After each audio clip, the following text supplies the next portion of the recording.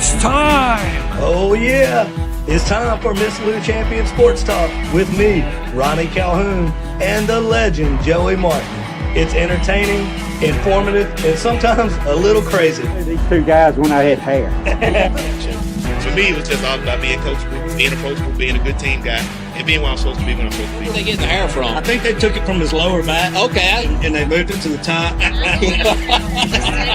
Hey guys, before we get started, we want to tell you about our champion partners, including our Hall of Fame partners, Greg Vet Clinic, Hicks Chicks, Cyra Technologies, Kenny Chesney's Blue Chair Bay Rum, J&J Flooring and Natural Stone, Concordia Bank and Trust, and Go Mart. So go visit all of our champion partners that you see on the screen right now. Make sure to do business with them and tell them Miss Lou Champion sent you. Enjoy the show. What's up, guys? Ronnie Calhoun here with another week of Champion Sports Talk with my man Joey Martin. How are you? I'm good, brother. Ready for another Friday and weekend. That's it, man.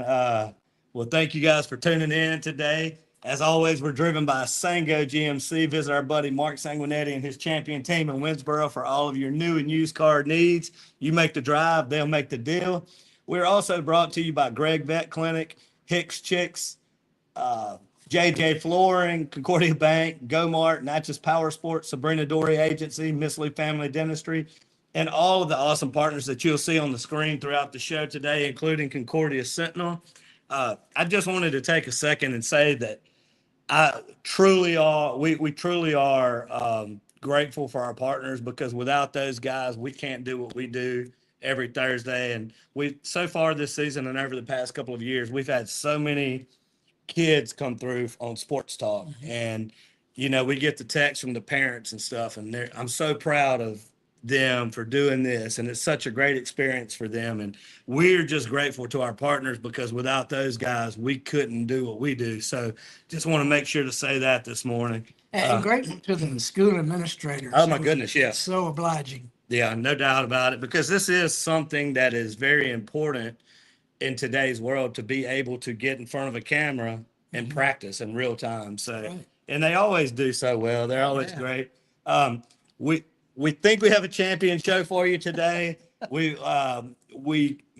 Wilbert Whitley, he had something come up and this morning, so we're just complete transparency. We're not 100% sure if he'll make it, but we're going to do our first segment and then we'll see. He's not 100% sure if he can make it or not, but we'll see. And we're going to do some local. And if not, we'll talk a little college ball. We could talk LSU for a few minutes, and we'll have a little bit of a shorter show, and we'll be on our way. But thanks again for tuning in either way. He's calling now, so I can check later and see if he'll be able to make it. Okay. So we'll check at the break. But before we call him back, let's dive into the local sports for the week. All right. Well, softball coming to an end. Cathedral High is 13-8-1. They finished third in their district, which, you know, we've had them on and talked about, Caroline Garner and the two girls, and we just talked about how they've been surprised at how well they've done, and just a great year finishing up. And they've got senior night against Briarfield from Lake Providence Monday night. And then they'll go on to South State. Craig Beasley told me they are the number 3 seed, and they will start off playing either the number 2 seed or number 3 seed, and that would be Simpson or Brookhaven. Okay. So good luck to the Lady Wave, and boy, it's been a great year, and hopefully they can keep it going. How have they done against those two teams this year? Do you remember? I don't. I think they split with those two. Okay. But they definitely can compete against them. Okay. ACCS, they in their year they're playing Riverfield out of Rayville Monday and Tuesday. Lady Rebels are 5-1 in district, and you need me to yell? Dustin says, "Scoot the mic down." So I'm sorry. No, we're good. They actually play St. Al next week. Final 2 games here and there, and the Lady Rebels could finish first, second, or third. So if they can sweep St. Al, they'd be number 1 and win their district, which is really unreal. Yeah, that is quite an accomplishment. Yeah. So also, Vidalia started their volleyball program, played West Feliciana last week and hung with them. Actually led in a couple of matches. I mean, you consider this team came together like 2 or 3 weeks ago. Yeah. That's really impressive, and they've got some more games to play. So good luck from the here on out for them, and man, just proud of what these girls are doing. Yeah, that's cool to see a new program starting up. Absolutely. You want to go over last week's football game? Yeah, let's go. Okay. It was Delta Charter 52, Vidalia 8. Tyler Simpson, the freshman, 262 yards on 36 carries. That's my buddy Kenny's son, isn't it? Yeah, exactly. He's got- 36 carries. You have seniors who don't carry the ball 36 times. That sounds like Kenny with old school It paper does. hair cloth. I mean, him and Robbie Washington and all those guys, Right they would and sweet. Yep. run that ball 50 times a game. Yeah. But yeah, like you said, they've got 3 or 4 freshmen who are really looking good. But Wow. Tyler, I talked to him after the game. He said, I asked him the biggest adjustment from junior high to high school, and he said, man, just the speed of the game and how long they last. And he actually was injured part of last year in junior high. So for him to come in and wow, just close to 500 yards after 2 games. Wow. Of course, the big test against Faraday tomorrow night. Mm-hmm. We also had Faraday having its way against Block, 56-0. They returned 3 kicks for touchdowns. Wow.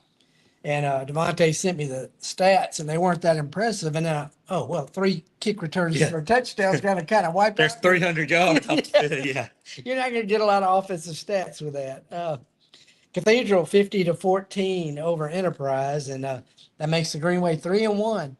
And Josh Law, realistically, he told me, if we could end up 4-1 before our bye, that would be great. And they have a good chance against St. Al, their rival, tomorrow night to do that. And where is that going to be? That game, I believe it's at St. Al in Vicksburg. Okay. Yeah. ACCS 48-12 over Christian Home Education, and I think he really called the dogs off in that contest. And good for AC after 2 straight losses to get back in the win column. Poor Natchez High falling to South Pike 28-6. They were upset by Hazelhurst last week, so they're 1-2. So they've got the big rival game with Jefferson County, and best of luck to them. They really need this win tomorrow night. Yeah. Yeah, we're starting to get into that meat of the schedule. People we're starting to figure out who we are. Like, what's he say? You are what we thought you are. So, as we start getting 3, 4, 5 games in, you start to see kind of how the season's going to go for the most part. Right. You can always get better and grow, but some of the teams are where they want to be. Some of the teams have some growth to do, but And like you say, you get into the meat of your schedule, it doesn't get any easier. no, and it's a tough battle for some of the local coaches and everything. But so what we'll do is we'll take a super quick break. We'll call Wilbert back and see if he's going to be able to make it in or not. And if not, we'll come back and talk a little college ball because there's plenty of LSU to talk about. Absolutely. And but we'll take a super quick break and we'll be right back after these messages. Guys, Ronnie and Shannon here with Miss Lou Champion Spotlight. And we're here at our amazing partners, Gregg Veterinary Hospital. Gregg Veterinary Hospital has been providing comprehensive, reliable, cutting-edge veterinary services to pets in the Miss Lou since 2002. They welcome pets of all shapes and sizes who are in need of emergency treatment or who require routine medical, surgical, and dental care. Dr. Gregg and his team offer a long list of services, including in-house laboratory diagnostics, digital x-ray, soft tissue, orthopedic surgery, dental care, extractions, laser surgery, laser therapy, preventative health, and wellness plans. And if you need grooming and boarding services, they do that too. So call Gregg Vet today.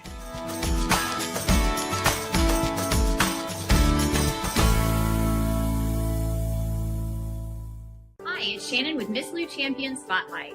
If you like what we're doing, be sure to follow, like, share, and even comment on all our content.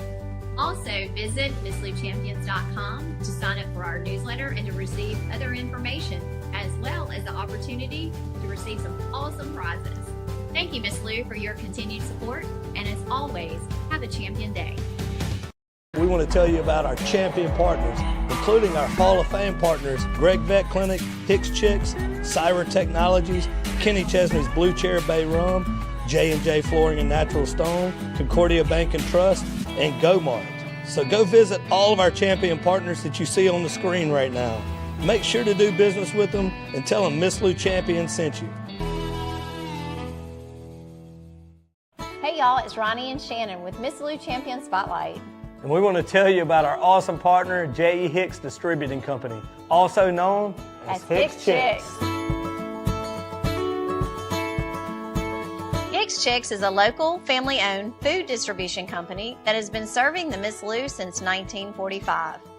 You already know they serve all of your favorite restaurants, but did you know that they are also open to the public? Hicks Chicks has a variety of food products, including delicious heat and eat options like chicken and dumplings, white bean chicken chili, lasagna, and gumbo.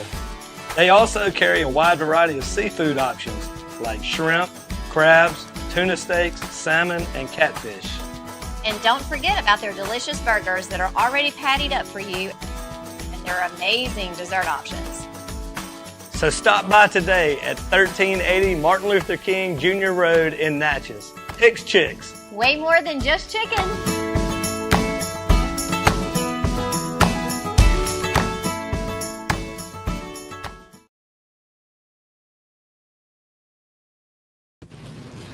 All right, guys, look at here who we found. So, It's just seconds left on the clock. Mr. Whitley was outside our studio, and we were live here. Didn't know he was outside the studio, and so, but we knew he had something this morning, so we weren't 100% sure that he was going to be able to make it. But we appreciate you, man. Absolutely. I appreciate you being here. You invited me. Yes, sir. Yes, sir. So tell us a little bit about you to start out, real quick. Well, it's not much to tell. I just been on everybody's coattail for about 35 years. First started off coaching over there at Sadie B. Thompson Junior High over there with the Cougars and Jaguars. That was the only junior high school in probably the state of anywhere that had two athletic teams in one program, and we were on top of each other in everything. Wow. And from there, I went on to coach at North Natchez with Coach Tom Williams with those Rams, along with basketball with Coach Smith, and then my legendary coach that I hung with the most was Doc Woods. Okay. Before moving on over there to Natchez High, and then I got ignorant after 20 years and went in the city government, became recreation director for the city. Okay.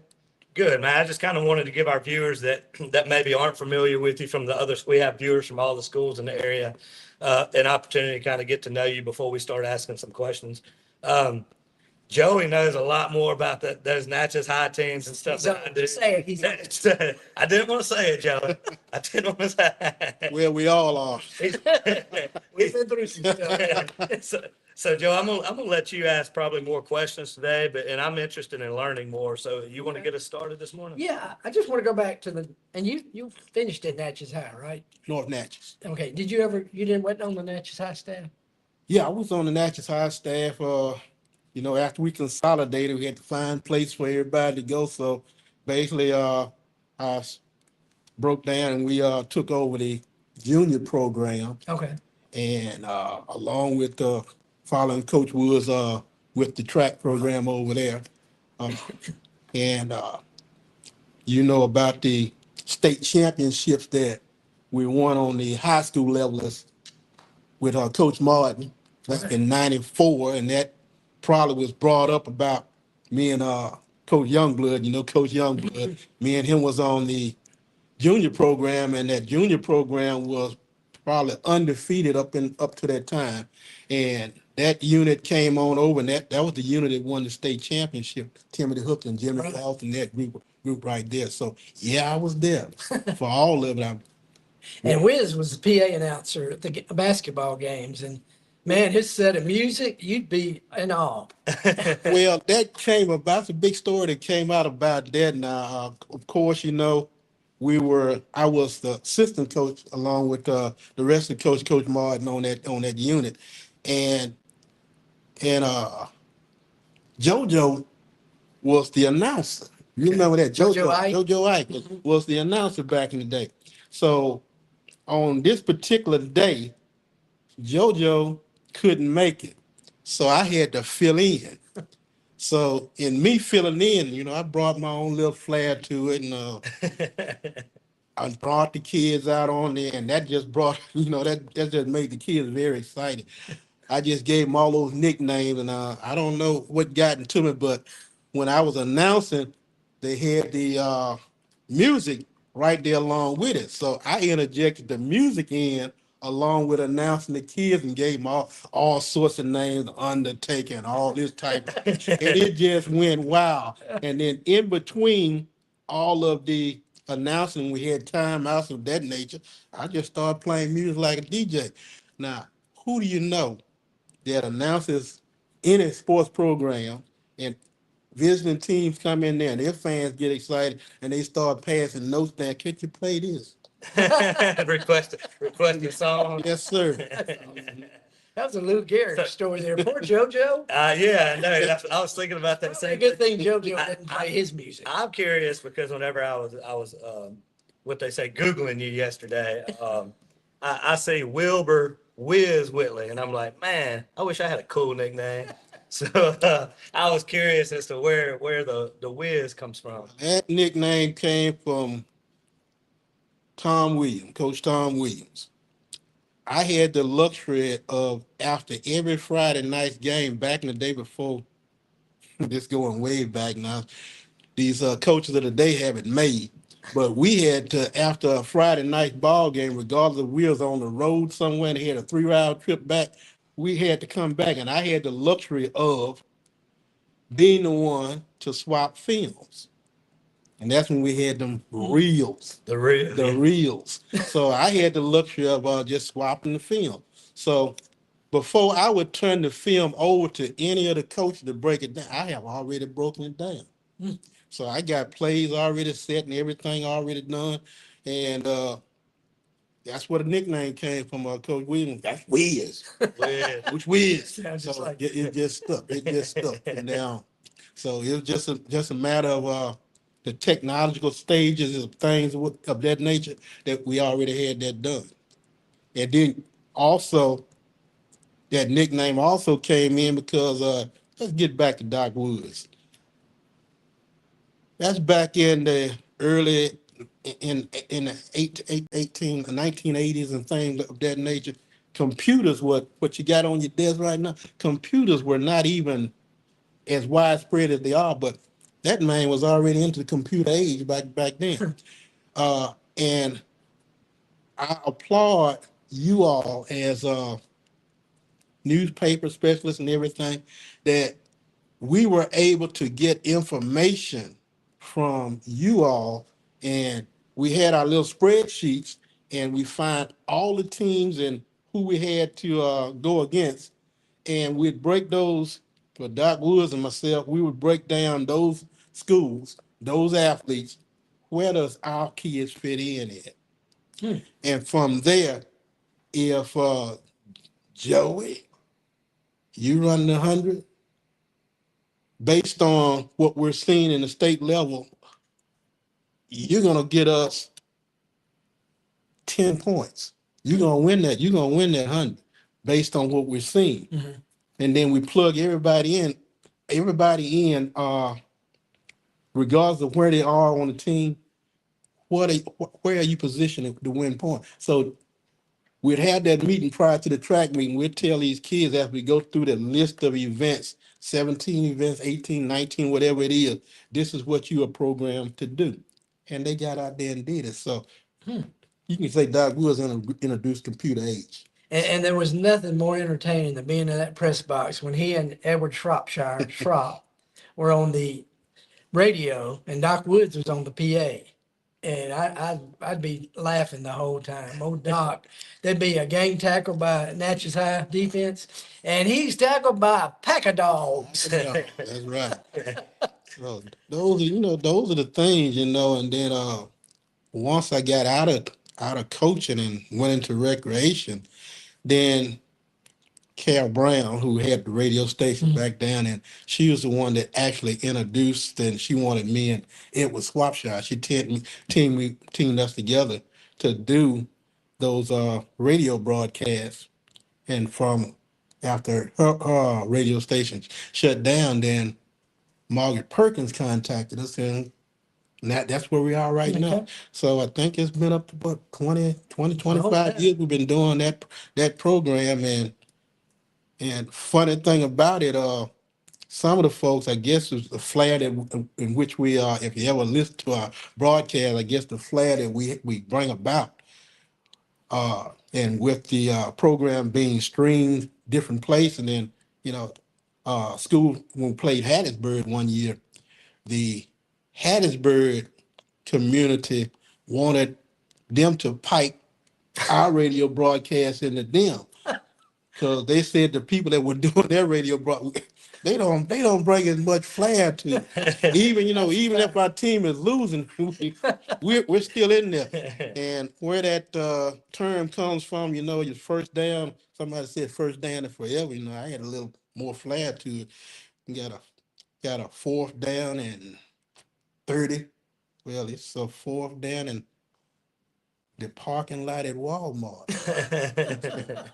What do you mean? And it took me a while, and just different things. Then I was even confused one time when Swap was up there, and Swap said, "Old Mo has went over there to South Pike's team." So I'm looking, who is he talking? Who is Mo? I didn't have him on my list. I said, who Mo? So it just took me a while, and then all of a sudden I got it. Momentum. The momentum just jumped ship. So those are the things that goes on. You going down the roster trying to. I didn't see him.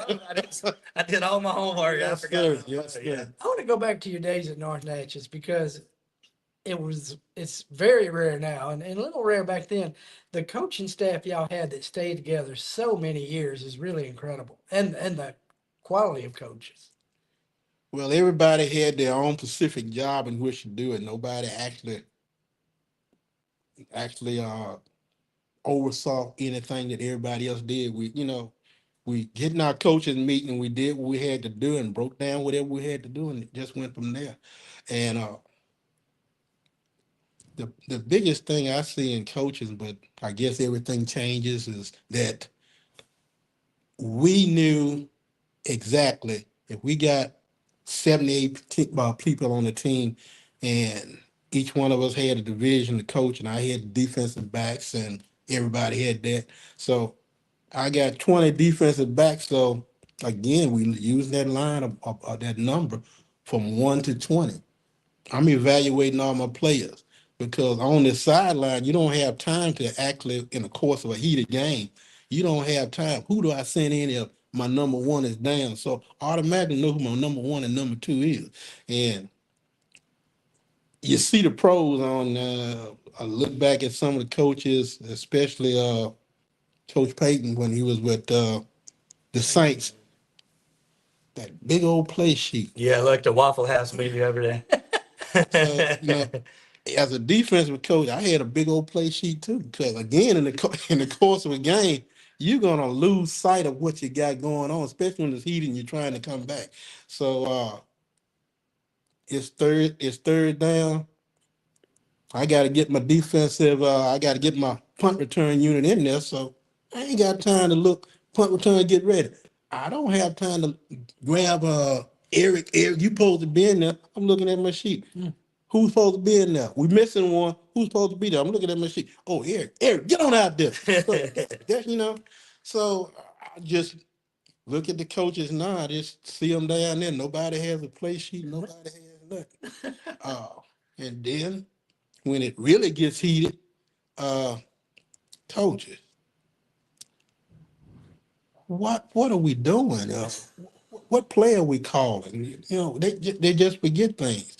And you don't have that sheet in front of you, so yeah, you just lose sight. Yeah. I want to talk about Tom Williams, going back to him, because he's probably the most colorful coach to ever be in the Miss Lou. He would come out, their colors were green and gold. He would come out in a gold suit for warm-up, come out for the game in a green suit. And he was just, boy, when they lost the game, he'd stand in the middle of that field and just bawl. But he was a character. I want to talk about the colors, too, where they came from, because Natchez High, blue and gold, they took North Natchez as gold and South Natchez as blue. And that's how the colors came about. Didn't know that. I learned that today. Now, And did the students pick the Bulldog as a mascot at Natchez High? No, I think that was just a series. I think they put out a little contest. And I think the Bulldog came out to be the one. Yeah. And at first, they used the Mississippi State Bulldog at first. And Mississippi State sent them a letter saying, y'all can't do that. So they had to change the logo. wow. Had a controversy about this, so that got changed. Yeah. It did. So, again, you remember that night down at Death Valley? That's what they call Snake Pit down there at Mark Stadium. Yeah. Natchez, North Natchez played against Laurel Oh, yeah. on a night It was 88. the day after Thanksgiving, and of course, we lost that game. Yeah. But it was a very exciting game. 14-14, again, Laurel spotted us. I think it was 14-14. Laurel spotted us, and we went into that South Natchez Notre Dame box. Mm-hmm. We ran multiple offenses back then, but Coach Williams used to coach over there at South Natchez also with Coach Grantier at the time. So he knew it. He knew that offense. So we went into that and we just went up and down the field, tied that thing up, went in at halftime. All the momentum shifted into our favor. We could have used that old Mo. But Mo jumped on us, and we came out again. Like you said, Coach Williams was in his gold jumpsuit going into halftime, and we came out. He was in his white jumpsuit after halftime. Coach, what we gonna do? What we gonna do? Well, duh. We in that single wing, they hadn't adjusted to it. We just stayed and walked that thing up and down the field. So one play killed us. We came out and he decided we jumped in the single wing, but this time he ran a pass out that single wing, and a little old defensive cornerback stepped into the pass and intercepted the ball and went down the field, scored the touchdown that would be the winning touchdown. But we had opportunities to win the game, but it was one of the most exciting games that you won. That was y'all's only loss, wasn't it? Yeah, that's the only loss of the season. And y'all had about 5 or 6 shutouts. Yeah. That defense was tremendous. Number one defense in the state at the time. And funny how you look at your teams and going into the preseason when we got ready to start in the summer, one practice actually determined what type of team we were going to have. And it rained like cats and dogs. I started raining just when we started practicing. The kids did not want to go back in. So we were getting ready to pack everything and go inside and practice in the gym. But the kids want to stay outside. So we just stayed outside and we practiced in the rain. They slushed, they hit and everything. And it turned out to be one of the most exciting years that you ever want to have as a football team. The kids believed in themselves. Every one of the units, my defensive back called themselves the T-Zone. And that was a group of kids led by Steve Sessions, Jarvis, and Freddie Simpson, he's since deceased. That group of guys, they were something else. James Williams was on that team. Herman Carroll was the defensive end. And all of them gave themselves nicknames, that group. Again, like I said, my group called themselves T-Zone. That offensive line, they called themselves the Bruise Brothers. And they took care of business. So, again. And Anthony Harris, boy, he was a man, beast. Something else. Yes, indeed. Did y'all encourage your kids to play all sports? Because I know just about all your athletes played about every sport. Well, of course, you have behind the scenes somebody would say something about one of my coaches, one of my players playing, wanting to play. If you remember a kid we had named Keith Laurent, one of the state champion, probably the fastest guy to ever come through Natchez. I was on a basketball trip because I had the luxury back then as an assistant coach. I also had to do is drive the bus. So we were we were coming from a track meet, from a basketball game, and George Smith, who was coaching then, man, they talking about you over there. I got a phone call. They got a meeting going on over there up in the principal's office. A meeting about what? They trying to get Keith LaRutte to play football. I said, oh no, I know that ain't happening. So yeah, they do. We encourage the kids to play multiple sports, but you do have some trying to poach you and get some of your better athletes. Yeah, yeah. And you also officiated as well. How long have you been officiating? Well, I've been officiating this is my 35th year. Wow. Coming up for basketball, and since retiring from the city of Natchez, I picked up the new sport, which is volleyball. And that's very exciting. But also I do football, but I don't want any varsity games. I just tell them I do some football games, and we have some junior highs, because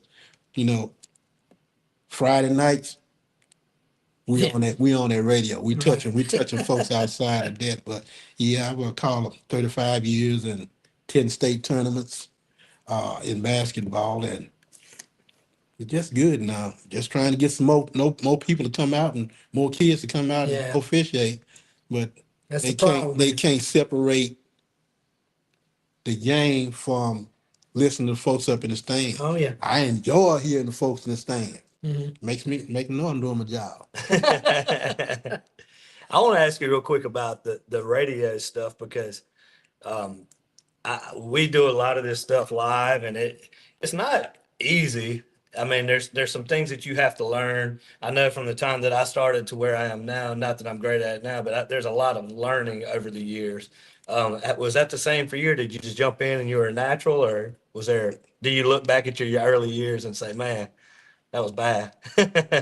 No, it just came natural, because once you are part of the game, it just comes natural. The biggest thing is make sure you got some water with you, because you're constantly talking, because you just got to paint a picture of what's going on the field, and everybody wants to know exactly what's going on. So it's just that constant thing of talking, and then when you talk so much, then you got to realize we're supposed to take a station break in between. in there, so we do get a couple of notes that come in. We got some sponsors. We got we got those sponsors. But the biggest thing was adjusting to it, and sometimes I have to nudge my partner, man, because sometimes he gets overwhelmed, and then sometimes I have to turn his mic down because he done got a little bit too excited. So those are things we just adjust to. But yeah, it's just fun all the way around. Yeah. I want to go back to the consolidation of North and South. What was that like from the inside?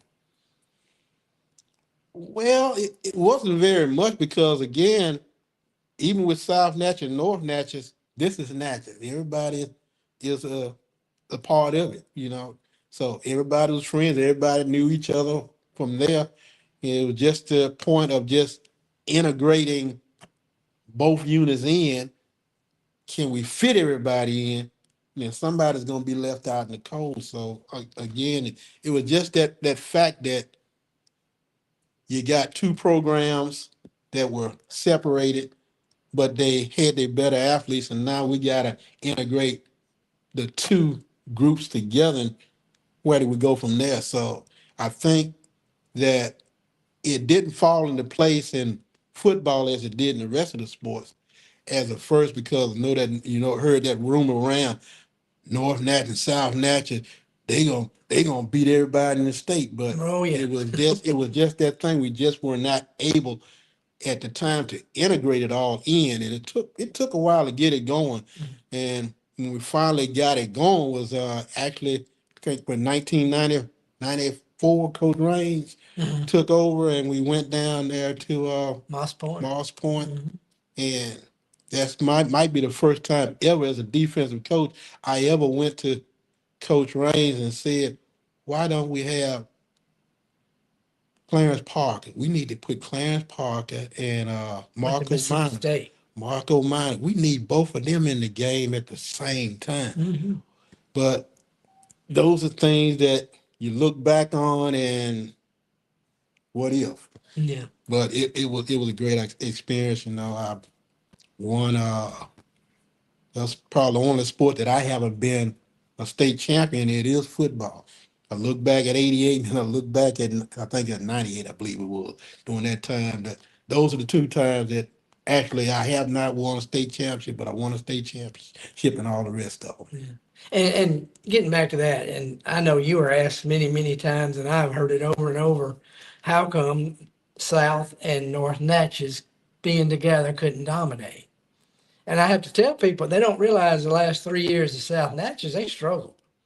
I mean, Block beat them one year, and Dexter Butcher had over 200 yards. So South Natchez was kind of going down. And y'all's last team had like 11 guys go to colleges. Yeah. And 3 of them SEC. Right. And 2 of them in the pros. So, I mean, y'all lost a lot too. And I also heard that there was, the coaches had a little trouble meshing. Well, I wouldn't say they had trouble messing together. It was just, different philosophies. And then you have to, bend into whatever philosophy that actually go. I'm at the state of mind, and I guess that comes from my North Natchez days. You adjust to your athletes. You might have a unit that can run, the athletes that you have can run a wishbone. You got big, powerful backs. You got a strong offensive line. So you use that for, you build your team around that. The next year you might have something else. You might have these fast receivers. You got a quarterback and throw the ball. So I got to adjust to my personnel. So you got some coaches yet back in the day. So we're stuck. South Natchez was just known for the Notre Dame box. Right. That's all the kids ever knew. Across town, we ran multiple offense, but we could adjust to whatever we had. So it was just that mindset of coming in. So I just, if I was coaching today, maybe I'd get ran out because you heard me say, we evaluated our players. I got to know exactly what we got. What do we have? What can we adjust to, and what do we have? And as I look at now, just from we see a lot from being up there in the press box as broadcast team. We see more up there than they probably see down there. But then you have to make a per minute change or whatever, a decision when you're on that field, adjusting and seeing what's going on. So again, sometimes I have to turn my phone off on Saturdays even after ball game. Are they listening to you up there? You need to go back and talk. That's over with. But again, I'm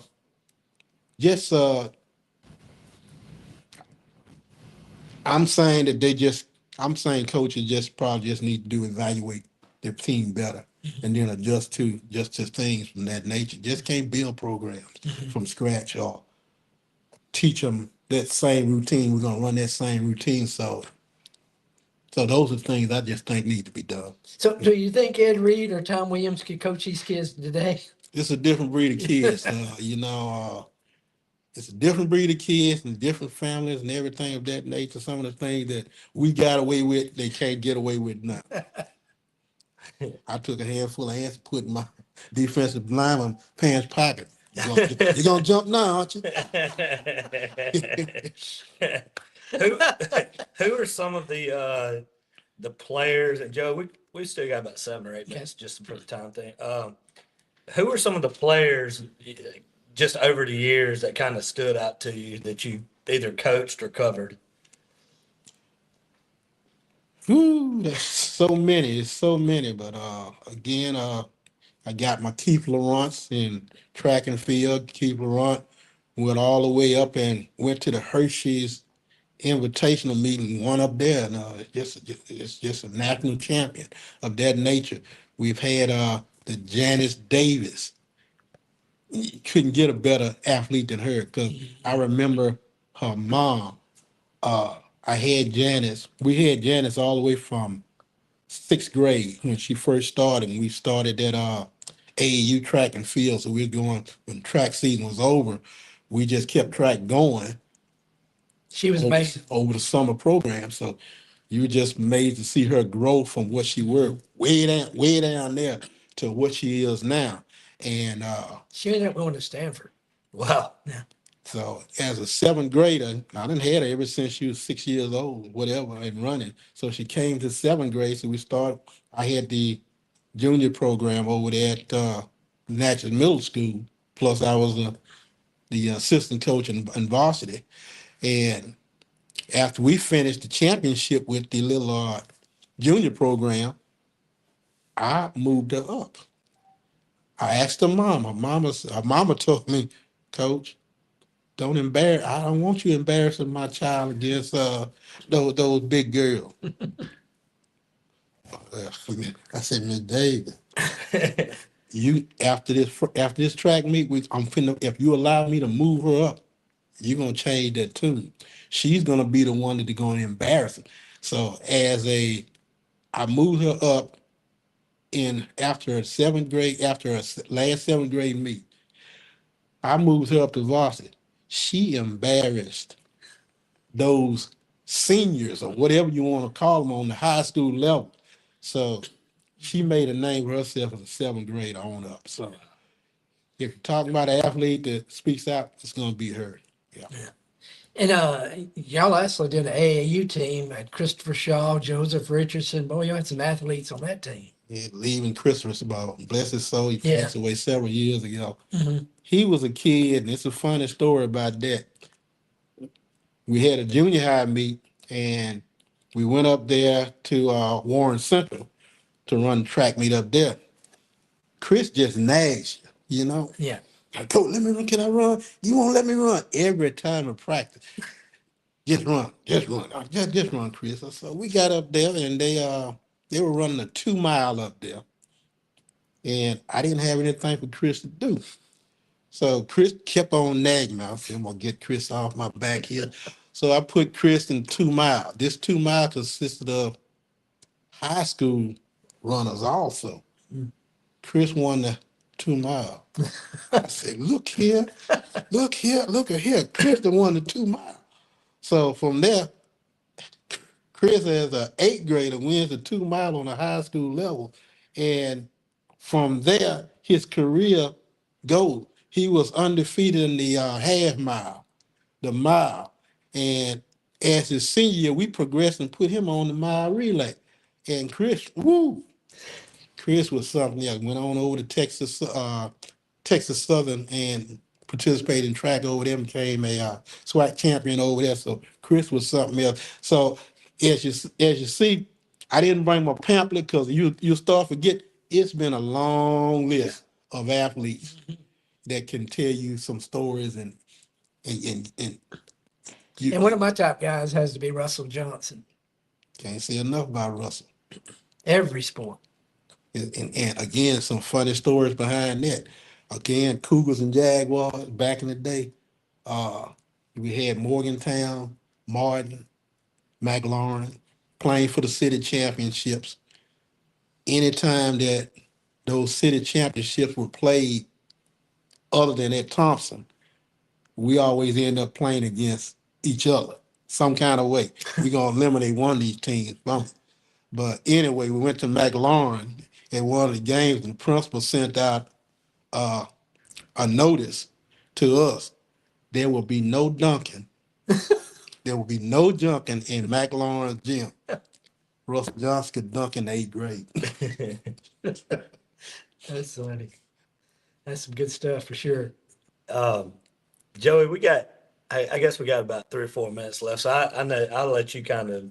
I got some more questions. Obviously, the track being named for Doc Woods, that has to be special to you.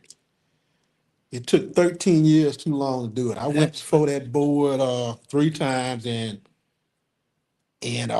each time it was some policies, and finally got the policies changed, and now it is done. So if you look over in that area right now, you got a trifecta now. You got Mary Jean Irvin's Memorial Gymnasium. You got the Tom F. Williams Stadium, Memorial Stadium. Now we're going to have the Henry Doc Woods track what else is there to do? I floated an idea. I was talking about the only coach to actually win a state championship on public school in the area for the Natchez area was Coach Reed. And possibility that field could be named after. I think that's be a great idea. That's really would. So, he deserves it. So again, that's that trifecta. And somebody asked me about, well, you can't say Doug Woods unless you say Coach Whitley. It is just, he's the man. Put it that way. You know, everybody has to have a Robbins. He's the Batman. I was the Robin. So you know, that's him. He was the one. He's a legendary status, and that's the way we want to keep it. And I just want to honor him by getting that track named, and I wasn't gonna rest until I got it. That's awesome. You mentioned Mary J. Irvin. We've got to talk about her. As classy a lady as you'll ever meet. She North Natchez and Natchez High, but she sent some girls on to the next level big time. Patricia Woods with LSU. She was something. And of course, Sue Johnson. Sue Johnson was like you. Right. She was a great assistant coach. I remember walking to that gym one day. She was standing at the half court, and she looked at me. She said, "Watch this. Do it up there, swish." Did it again. I'm like, okay. So you got game. Now Mary Jean did get mad at me. Uh-oh. She wanted me to be her assistant also. You just like to be over there with them boys. But those are the days you can't get. And y'all had Oscar Reed, such great leadership. George Smith principles. You couldn't get better than that. Yes, we did. So again, the program isn't long enough because if you want to go through all the stories, we'll be here until sometime next year, sometime. Yeah. And then we still wouldn't be complete. And your gym, you walked down to the gym floor. That was one of the most unique gyms. With North Natchez. North Natchez, yes. Yeah. Yes, we had to play the North-South game over at Thompson. Mm-hmm. Thompson School. That was the biggest gym that we could have. And somebody, I don't know who it was, that night of the South Natchez, North Natchez game, called the fire marshal. Oh, no. So capacity was shut down. And again, once you going back to the Thompson days, I know we're running out of time. Going back to the Thompson days, the Cougar Jaguar game was played at 12 noon on a school day. And all former Jaguars or whoever are Cougars, they went to North Natchez, and even some of the folks from South Natchez, they skipped school to try to get to the ball game. So those were the games. And who does Mr. Freddie Johnson, who was the principal at the time, who was he rooting for? He was rooting for those Jaguars. Me and Bobby Hill was Cougars. But me and Bobby Hill, we beat the Jaguars. I know Bobby let him have it too. Bobby let him have it. Sure did. Coach William was down on the sideline. Him and Coach Smith and the rest of the North Natchez coaching staff down there. They over there and Coach Youngblood. Coach Youngblood was the Cougars head coach Jaguars head coach, and they were trying to fill him with information, trying to beat us. Bobby had his little flair of how Bobby did his offense. I did my offense. So Bobby was running the whole spread offense. What the hell? What are you doing? You run a little spread offense. Bobby left nothing but the center and the quarterback. He was in a shotgun formation. Everybody else spread out wide. And that coach we in them scratching their head. What is he doing? So we had a wild game there. Nobody knew what to do. Okay, so he scored about two touchdowns off of that. So say, Bobby, I ain't gonna let you one up me on defense. So when Coach Youngblood went for his offense, I said, I know how to kill this offense. I put 2 men over a nose guard and a tackle over the center. We disrupted the center. That throwed everything in chaos over there on the offensive side. So we ended up winning the ball game. Now, prior to the ball game, we were going to be, whoever won the game was going to be city champ. We were supposed to be going over there to play Vidalia or somebody over there for a championship game.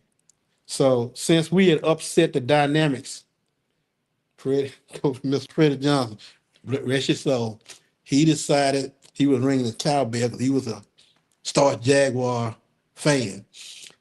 He decided after the ball game that, well, the season is over. He playing no more. So it's like I say, once we get these stories going, the stories can keep on going. We're up against the clock, but we will definitely have to have you back. We'll have to have you back here soon because I could tell there's a whole lot more in there. It's a lot. It's a lot. Could write a book, but we'll have to get you back. We'll have to get you reach you back. Yes, indeed. Yeah. Well, man, I hate that we are up against the wall because I could listen to this all day, but we appreciate you coming on and sharing a few minutes with us this morning. And like I said, we will have you back soon. But I appreciate all that you all do, and you keep us informed, and we know exactly what we're going to break down on Friday nights. And again, Friday night at Jefferson County, we'll be there on the hill getting ready to get it done. That's right. Well, we appreciate you, man, and we'll take a super quick break, and we'll be right back to wrap up the show. Okay. Appreciate you. Hey, guys, Ronnie Calhoun here with Miss Lou Champion Spotlight, and I want to tell you about our awesome partners, Wardo's Po' Boys. Wardo's was created in honor of Alan Ward Granning III, fondly known by family and friends as Wardo. In 2019, the oldest brother of the tribe passed away unexpectedly. His remaining siblings and loved ones wanted to honor his memory in a special way.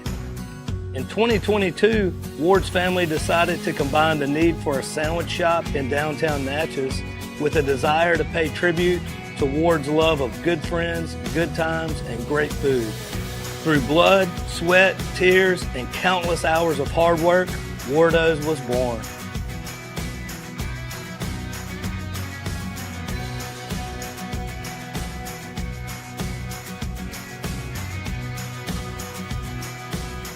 So go visit Wardo's today at 309 North Broadway Street in Natchez, where the po' boys are so good, you'll swear you're in Cajun country.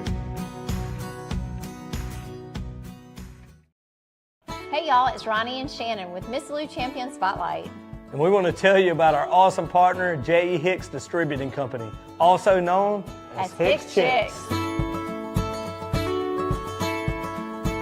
Hicks Chicks is a local, family-owned food distribution company that has been serving the Miss Lou since 1945.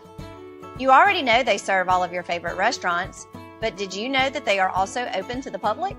Hicks Chicks has a variety of food products, including delicious heat and eat options like chicken and dumplings, white bean chicken chili, lasagna, and gumbo. They also carry a wide variety of seafood options like shrimp, crabs, tuna steaks, salmon, and catfish. And don't forget about their delicious burgers that are already pattied up for you, and their amazing dessert options. So stop by today at 1380 Martin Luther King Jr. Road in Natchez. Hicks Chicks. Way more than just chicken.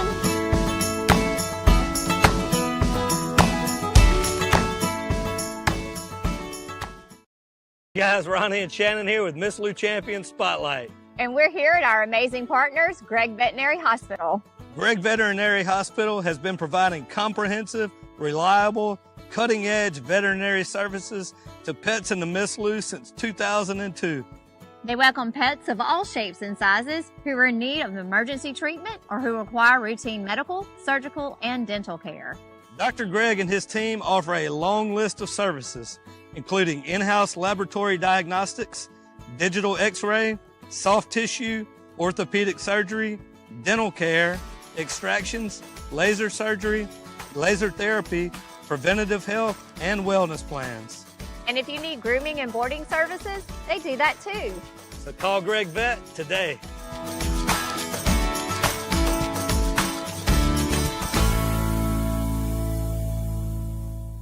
Hi, it's Shannon with Miss Lou Champion Spotlight. If you like what we're doing, be sure to follow, like, share, and even comment on all our content. Also, visit MissLouChampions.com to sign up for our newsletter and to receive other information as well as the opportunity to receive some awesome prizes. Thank you, Miss Lou, for your continued support, and as always, have a champion day. All right, we are back. Thank you to Mr. Wilbur Whitley.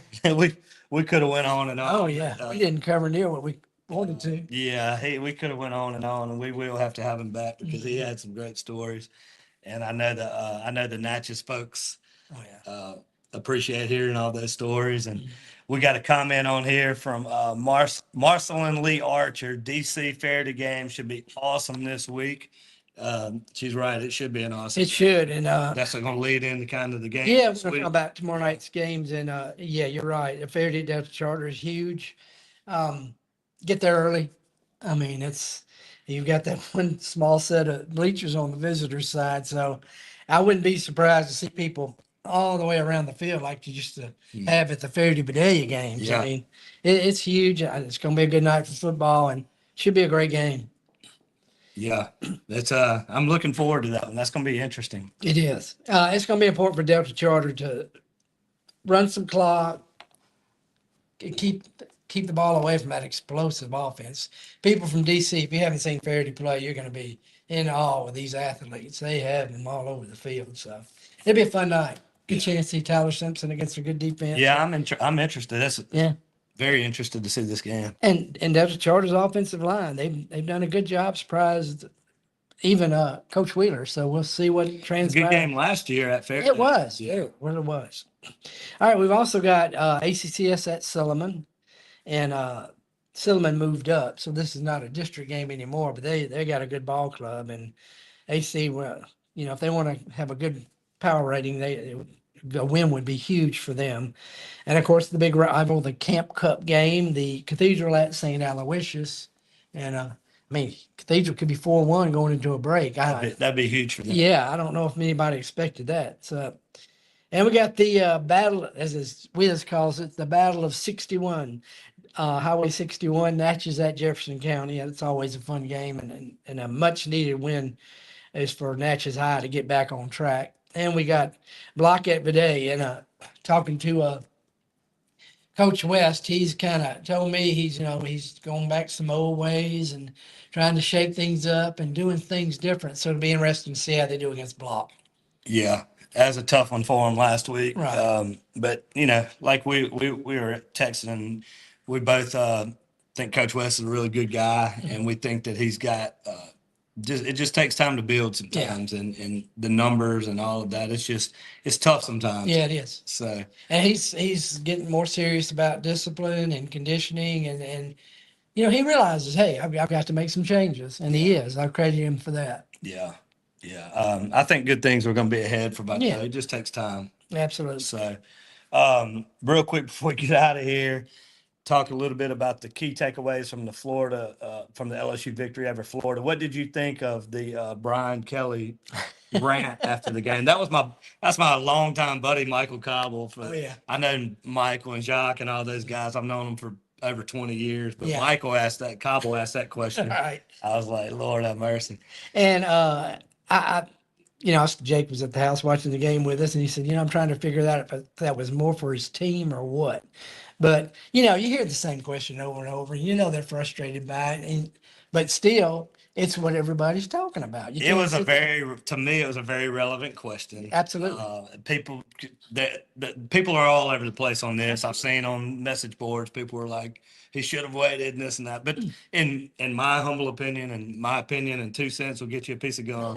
But I thought it was an appropriate question, and I thought Kelly could have handled it. He should have, yeah. And he did apologize the next day. But he did. But I do think he was doing that for his team. Yeah, so I don't blame him in that regard, because he wants to take up for his team and show them like, hey, I'm taking up for you guys and all of that. So I get it. Yeah. But going back to the question, I'll ask you this: what do you think the issues of the offense are? I still think it's that offensive line still having to mesh. We got some guys with very little experience, and we don't have that breakaway back that you've had in the past, and hopefully Harlan Berry will be that. Caden Durham's doing a great job, but it's just and now we find out about Nussmeyer and his torso. So Yeah. That's kind of limited a lot of stuff as well. The thing that I guess the thing with me is that it's just going back to the coordinator. And Kelly came out this week and was like, "Don't blame him. I'm putting the brakes on some and this and that." So if you look at, you got an injured quarterback or a limited quarterback, as they say, and they're talking about the offensive line still needing to gel. I think both of those are very legitimate, things to take into consideration. They're very legitimate variables. But to me, as the play calling, it's just almost every run is up the middle, up the middle, up the middle, up the middle. And it's like almost every first down you're running up the middle. Yeah, you're second and long. You're not going to. I mean, you're playing from behind over and over and over. And I get wanting to be conservative, but, like when they did throw short slants, like our receivers are fast. What's a short slant is almost the same as a run. Mm-hmm. We don't have to throw it 50 yards down the field, but get it in these guys' hands. It's hard to cover those guys with that speed. And then you saw when they went into the eye at the end, they broke off a 50-yard run. I just don't understand why we keep doing the same exact thing. I agree. Because to me, if you've got an injured quarterback and you've got a line that still needs to gel, you've got to put them in a position to be more successful. Definitely. I mean, I don't care if your quarterback was Joe Montana and your line is the best ever. If you keep doing that, it's predictable. And I mean, nobody can. Caden Durham can't run into a wall every time, and you can't expect him to be successful. Right. So that's my thing. I just wish that they would. I'm not saying go throw it 50 times a game. I'm saying just there are other run options. Yeah. Run right, run left, wear out the defensive line a little bit. But I don't know. Those guys get paid a lot more money than I do. But that's the frustrating part of me is like, I get that you want to run and you want to be conservative, and I agree with that. But there's options to do that besides running into a wall. Mm-hmm. Like you're basically giving away like 20, 25 plays a game because they know what's coming and they're just sitting on it. That's it. So, I mean, I just don't like giving away the free plays. But anyway, what do you see moving forward? And then we'll close the show out. They need to get some guys playing time Saturday, and then you're going up to Ole Miss. That's not going to be an easy task as well. Yeah, that'll be a tough one right there. Speaking of which, I got to mention our boy, Modi Muscagni, drives the two-lane truck. Okay. They're going up to Oxford this week, and Modi told me, he said, I would have quit, but I wanted to make that trip to Oxford to be on that field. He's a huge Ole Miss fan, so I'm anxious to hear how all that goes. We'll have to get him on the show. It'll be fun. Yeah, well, good for him for being able to do that. Absolutely. Well, man, I appreciate you again covering all the local sports. You're doing a great job with that. Thank you, buddy. Appreciate it. I'm really looking forward. I think I would say call it the game of the week this week. Is that fair to Delta Charter? It is. But anyway, thank you to Wiz for coming on today. Great guy. Thank you to our partners out there. Again, without you guys, we cannot do what we do. So if you like what we're doing, please support those guys and tell them thank you for helping us do what we do in the community. Thank you to all the viewers out there. You guys are amazing. Our numbers are always great, and it's thankful to you. God bless everybody out there. And as always, have a champion day.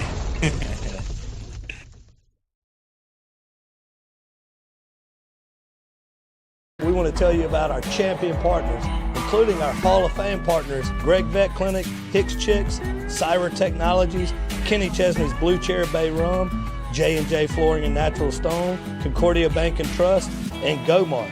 So go visit all of our champion partners that you see on the screen right now. Make sure to do business with them and tell them Miss Lou Champion sent you.